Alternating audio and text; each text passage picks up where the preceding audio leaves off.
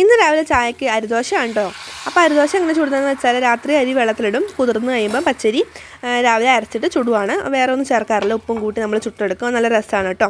അപ്പോൾ ദോശയ്ക്ക് കോമ്പിനേഷനായിട്ട് ഞാനിന്ന് തേങ്ങ അരച്ച് മീൻകറിയാണ് വെക്കുന്നത്. അപ്പോൾ തേങ്ങ അരച്ച് മീൻകറിക്ക് വേണ്ടി ഞാൻ തേങ്ങ അരച്ച് അടുപ്പത്ത് കയറ്റിയിട്ടുണ്ട്.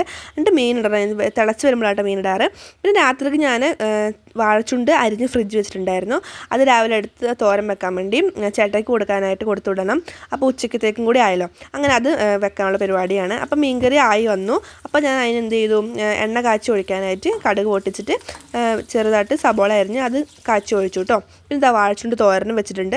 പിന്നെ അപ്പുറത്തെ അടുപ്പിൽ ചായ വെച്ചു. അങ്ങനെ രാവിലെ ചായ പരിപാടിയെല്ലാം കഴിഞ്ഞു കേട്ടോ. പിന്നെ ചേട്ടയ്ക്ക് ചോറൊക്കെ ആക്കി കൊടുത്തു വിടുകയാണ്. പിന്നെ നെതുക്കുട്ടന് അങ്കൻവാടിയിലും പോകണം. അപ്പോൾ അവർ രണ്ടും കൂടി രാവിലെ പോകും കേട്ടോ. ഇത് അവർ രണ്ട് വണ്ടി കയറുകയാണ്. അപ്പോൾ ചെരുപ്പ് എടുത്ത് കൂടുതലിട്ടിട്ടാണ് പോണത്, കാരണം ചെരുപ്പിൻ്റെ ചെളി ചേട്ടയുടെ പാൻ്റെ പറ്റുന്നതുകൊണ്ട് അങ്ങനെ ചെരുപ്പ് കൂടുതലിട്ടിട്ടാണ് അവൻ പോകുന്നത്.